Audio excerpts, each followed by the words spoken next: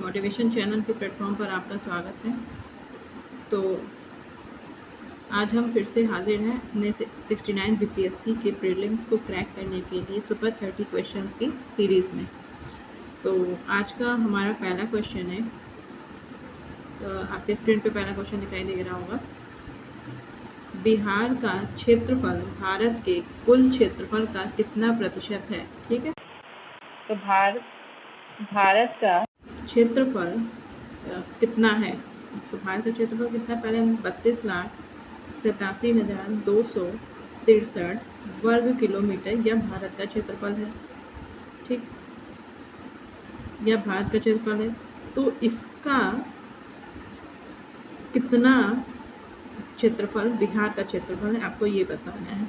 1%, 2.86%, 8.6%, उपरोक्त में से कोई नहीं, उपरोक्त में से एक से अधिक। तो बिहार का क्षेत्रफल भारत के इस कुल क्षेत्रफल का 2.86% है, 2.86%। तो ऑप्शन का is the right answer. Question number 2 पर चलते हैं। बिहार के पूर्व में, मतलब पूर्वी बिहार, मतलब ये वाला एरिया जो हल्का सा मानचित्र आपको बैकग्राउंड में दिख रहा होगा, इसमें पश्चिम बंगाल से कितने जिलों की सीमा लगती है? पश्चिम बंगाल से लगने वाले जिलों की सीमा हमें बतानी है। ठीक है, तो पूरब में पश्चिम बंगाल से 3 जिलों की सीमा लगती है। कौन कौन सी? किशनगंज, पूर्णिया और कटिहार। ये 3 जिले, इनकी सीमा पश्चिम बंगाल से लगती है। किसकी? अब यहाँ पे हम देख लेते हैं लिख के। किशनगंज, पूर्णिया और कटिहार। तो हमारा राइट आंसर होगा ऑप्शन का 3। नेक्स्ट क्वेश्चन पे चलते हैं। बिहार में विधान परिषद कब अस्तित्व में आई थी? ऑप्शन है आपका 7 फरवरी 1929 को, 6 अप्रैल 1946 को, 7 फरवरी 1921 को, उपरोक्त में से कोई नहीं, उपरोक्त में से एक से अधिक। तो बिहार में 7 फरवरी 1921 को विधान परिषद अस्तित्व में आई। और इसके पहले सभापति कौन बनाए गए थे? वॉल्टर। इसके पहले सभापति का नाम था वॉल्टर मॉडे इसके पहले सभापति बनाए गए थे। नेक्स्ट क्वेश्चन पे चलते हैं, क्वेश्चन नंबर 4 पर। कमला नदी का उद्गम स्थल है। तो कमला नदी का उद्गम स्थल है, ऑप्शन आपका दिया है तिब्बत, महाभारत श्रेणी, सोमेश्वर पहाड़ी, उपरोक्त में से कोई नहीं, उपरोक्त में से एक से अधिक। तो कमला नदी एक जगह से निकलती है, तो उद्गम का मतलब होता है कहाँ से निकलती है, तो हमें वह स्थान बताना है। तो इसका राइट आंसर होगा आपका महाभारत का श्रेणी। ठीक है, तो ये ऑप्शन था महाभारत श्रेणी कमला नदी का उद्गम स्थल है। और इसका मुहाना कहाँ बनता है, मतलब कहाँ पे जाके मिल जाती है? यह कोसी नदी में जाके मिल जाती है, मधुबनी और दरभंगा के पास। ठीक है, महाभारत श्रेणी कहाँ पे, मतलब कि नेपाल के आसपास। नेक्स्ट क्वेश्चन पे चलते हैं, क्वेश्चन नंबर 5। मुंगेर किस नदी के किनारे स्थित है? मुंगेर एक जिला है। ठीक, तो मुंगेर किस नदी के किनारे स्थित है, हमें यह बताना है। ऑप्शन आपके सामने है गंगा, घाघरा, गंडक, उपरोक्त में से कोई नहीं, उपरोक्त में से एक से अधिक। तो मुंगेर जिला गंगा नदी के किनारे स्थित है। तो ऑप्शन का is the right answer. Question number 6 पर चलते हैं। कोसी प्रमंडल के अंतर्गत निम्न में से कौन सा जिला नहीं आता है? ठीक है, तो प्रमंडल, तो कोसी प्रमंडल की बात कर रहा है कि इसके अंदर कौन सा जिला नहीं आता है। तो कोसी प्रमंडल सहरसा आता है, सुपौल आता है, ये भी आता है, मधेपुरा यह भी आता है, उपरोक्त में से कोई नहीं, गलत। तो इसमें हमें बताना नहीं आता है, तो ये तीनों ही आते हैं। तो नहीं आना है, हमें बताना है कौन सा नहीं आता, तो उपरोक्त में से कोई नहीं, मतलब कि ये सभी उसमें आते हैं। तो हमारा राइट आंसर ऑप्शन उपरोक्त में से कोई नहीं। ठीक है, और जो सहरसा है यह उसका क्या है, मुख्यालय है। कोसी प्रमंडल का मुख्यालय सहरसा है। नेक्स्ट क्वेश्चन पे चलते हैं, क्वेश्चन नंबर 7 पे। मृदा दिवस कब मनाया जाता है? मृदा दिवस कब मनाया जाता है? 5 दिसंबर, 5 अक्टूबर, 5 जून, उपयुक्त में से कोई नहीं, उपयुक्त में से एक से अधिक। तो 5 दिसंबर को मृदा दिवस मनाया जाता है। तो हमारा राइट आंसर ऑप्शन का है। इसका थीम था इस 2022 में, इसकी थीम थी मृदा जहाँ से भोजन आता है। ठीक है। 5 अक्टूबर को क्या मनाया जाता है? 5 अक्टूबर को राष्ट्रीय डॉल्फिन दिवस मनाया जाता है। डॉल्फिन दिवस मनाया जाता है। और 5 जून को विश्व पर्यावरण दिवस मनाया जाता है। नेक्स्ट क्वेश्चन पे चलते हैं, क्वेश्चन नंबर 8 पर। विश्व का पहला योग विश्वविद्यालय कहाँ बनाया गया? ऑप्शन है आपके सामने। ऑप्शन क मुंगेर, ख गया, ग पटना, घ उपयुक्त में से कोई नहीं और लास्ट है उपयुक्त में से एक से अधिक। तो इसका राइट आंसर होगा ऑप्शन क, विश्व का पहला योग विश्वविद्यालय मुंगेर जिले में बनाया गया। ऑप्शन का is the right answer. Question number 9 पर चलते हैं। प्रथम मैथिली फिल्म, पहली मैथिली भाषा की जो फिल्म थी उसका क्या नाम है? मैथिली फिल्म।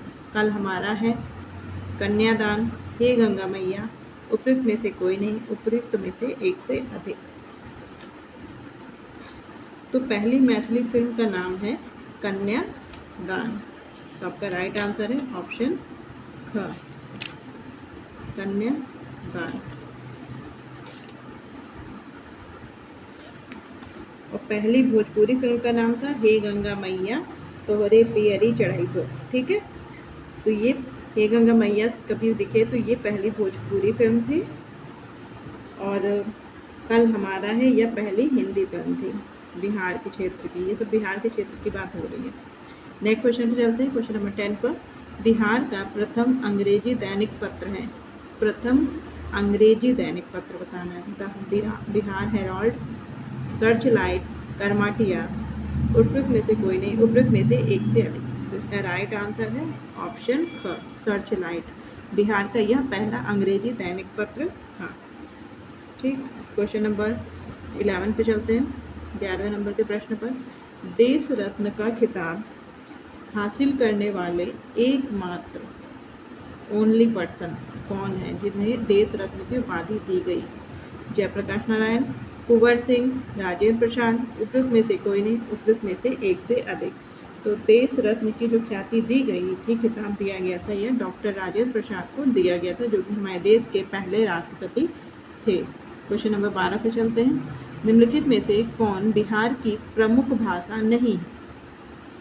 बिहार की प्रमुख भाषा नहीं है बताना है। तो मैथिली बिहार की प्रमुख भाषा है, मैथिली प्रमुख भाषा है। फिर इसके बाद भोजपुरी बिहार की प्रमुख भाषा है। वज्जिका बिहार की प्रमुख भाषा है। उपयुक्त में से कोई नहीं, उपयुक्त में से एक से अधिक। तो ये तीनों ही बिहार की प्रमुख भाषा है और हमें बताना है कौन नहीं है। तो उपयुक्त में से कोई नहीं, ऑप्शन ग is the right answer. Question number 13 पे चलते हैं। भारतीय संविधान की 8वीं अनुसूची, हमने पढ़ा है कि संविधान में, भारत के संविधान में 12 अनुसूचियां हैं और 8वीं अनुसूची में भाषाओं का भाषाओं के बारे में बताया गया, जिसमें से कुल 22 भाषाओं को मान्यता दी गई है। तो 8वीं अनुसूची में शामिल बिहारी भाषाएं निम्न में से कौन सी हैं? तो ऑप्शन है हिंदी, उर्दू, मैथिली, उपयुक्त में से कोई नहीं, उपयुक्त में से एक से अधिक। तो इसमें भारतीय संविधान में जो 8वीं अनुसूची में शामिल बिहारी भाषा है तो उसमें ये तीनों ही आती है, हिंदी भी है, उर्दू भी है और मैथिली भी है, ये तीनों ही है। तो इसमें बताना था निम्नलिखित में से कौन सी है, तो उपयुक्त में से एक से अधिक इसका राइट आंसर होगा। क्वेश्चन आंसर अड़ा विकल्प। क्वेश्चन नंबर 14 पे चलते हैं। आर्यों के द्वारा निम्न में से किस क्षेत्र का नामकरण आर्यावर्त किया गया? किसे, मतलब जो आर्य थे, वैदिक काल के समय आर्य थे, उन्होंने किस क्षेत्र को आर्यावर्त बोला था? तो हिमालय और विंध्य क्षेत्र को नहीं, हिमालय और विंध्य क्षेत्र को इन्होंने मध्य देश बोला था आर्यों ने। ठीक है। तो ये ऑप्शन नहीं होगा। बिहार और बंगाल क्षेत्र को, यही हमारा राइट आंसर है। और गंगा यमुना दोआब क्षेत्र को उन्होंने क्या बोला था? गंगा यमुना दोआब क्षेत्र को उन्होंने ब्रह्म ऋषि या ब्रह्मार्षि देश बोला था। ठीक है। तो इसका राइट आंसर है आर्यों के द्वारा बिहार और बंगाल क्षेत्र को आर्यावर्त कहा गया था। क्वेश्चन नंबर 15 पे चलते हैं। मनुस्मृति किस काल की रचना है?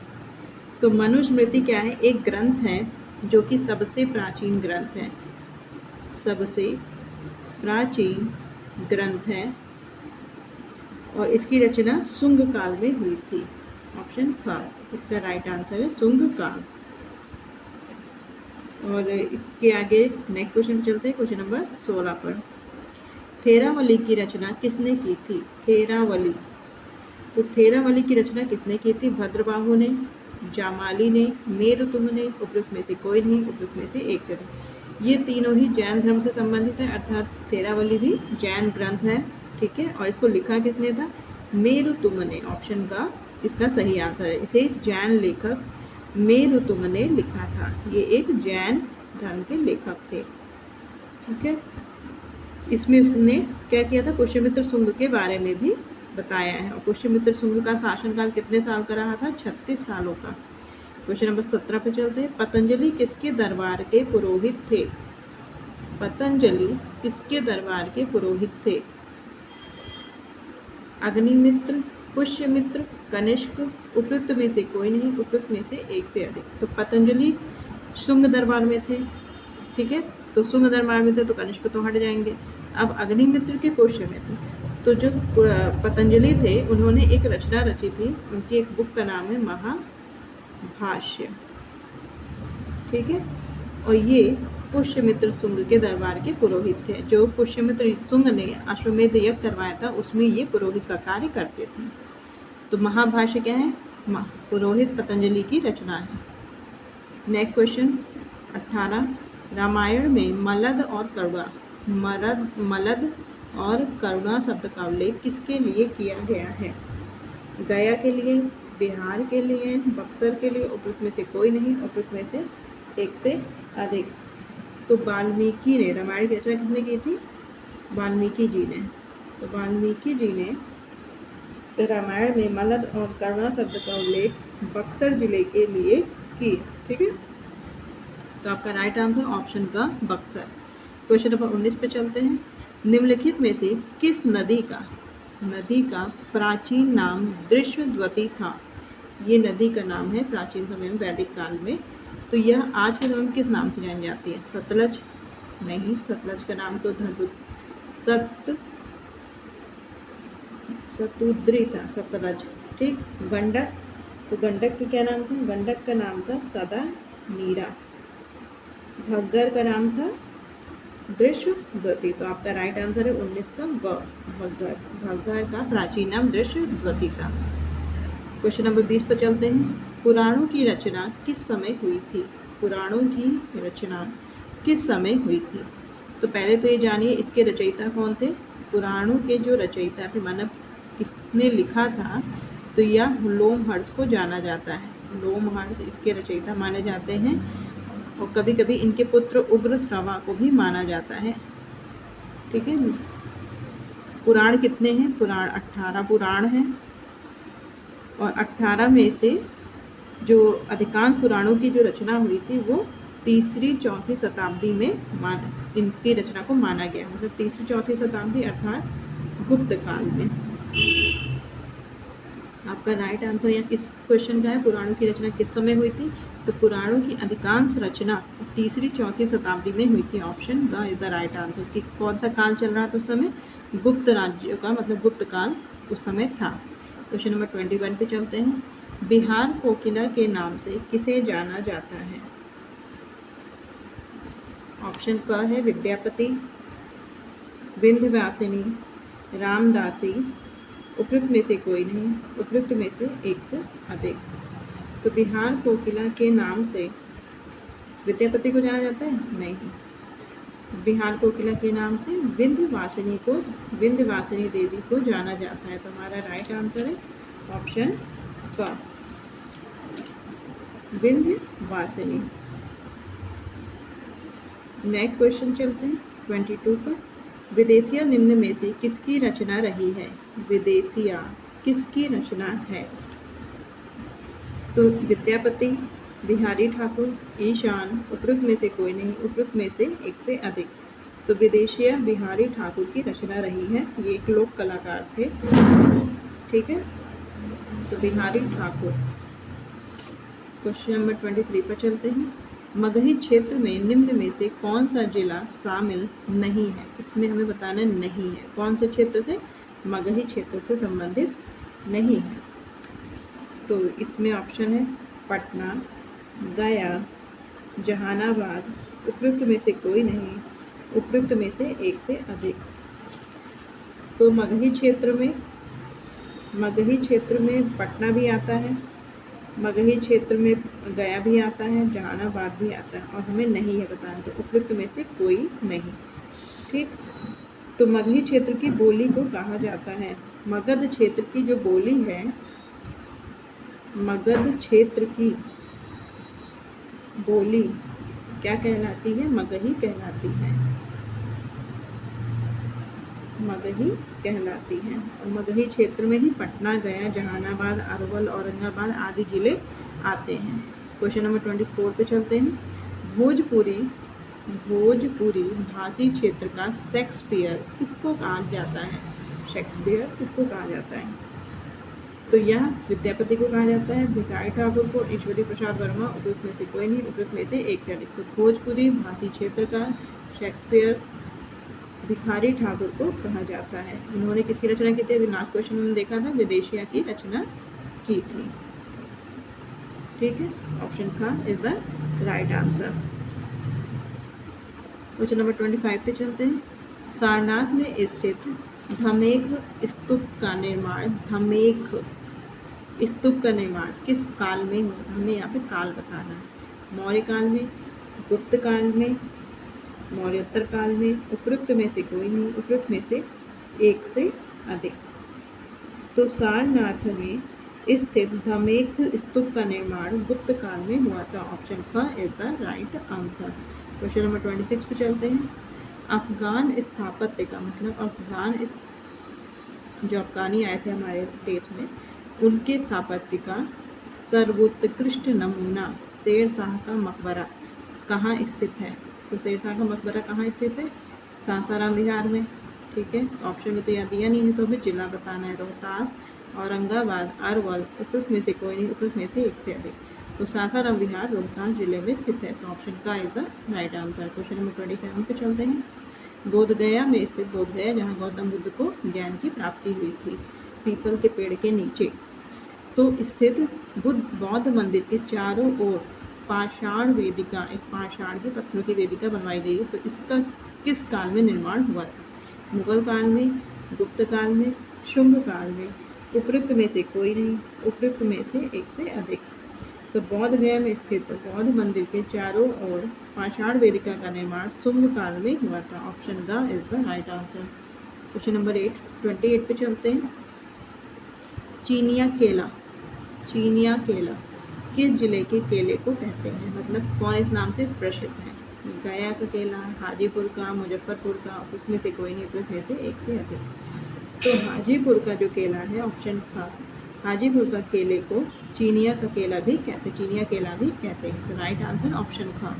क्वेश्चन नंबर 29 पे चलते हैं। बिहार से पटना से 2 यक्ष मूर्तियाँ प्राप्त हुई हैं, तो इन्हें कहाँ सुरक्षित रखा गया है? दिल्ली के संग्रहालय में, कलकत्ता के संग्रहालय में, पटना के संग्रहालय में, उपयुक्त में से कोई नहीं, उपयुक्त में से एक से अधिक। तो बिहार में पटना से 2 यक्ष जो मूर्तियाँ प्राप्त हुई हैं, इन्हें कलकत्ता के संग्रहालय में सुरक्षित रखा गया है। ठीक है, नेक्स्ट क्वेश्चन पे चलते हैं। आज का हमारा लास्ट क्वेश्चन नंबर 30। 26 जनवरी को स्वतंत्रता दिवस मनाने के आरोप में निम्न में से किस महिला को पटना में गिरफ्तार किया गया था? तो राजवंशी देवी, चंद्रावती देवी, प्रभावती देवी, उपयुक्त में से कोई नहीं, उपयुक्त में से एक से अधिक। तो 26 जनवरी को स्वतंत्रता दिवस मनाने के आरोप में पटना में डॉक्टर राजेंद्र प्रसाद की जो पत्नी थी, श्रीमती राजवंशी देवी, ये कौन थे? ये डॉक्टर राजेंद्र प्रसाद की पत्नी थी राजवंशी देवी, इन्हें गिरफ्तार किया गया था। और चंद्रावती देवी को भी गिरफ्तार किया गया था। इनके साथ टोटल 7 महिलाओं को गिरफ्तार किया गया था इस दिन। तो हमारा राइट आंसर इसमें क्या होगा? उपयुक्त में से एक से अधिक, बड़ा ऑप्शन।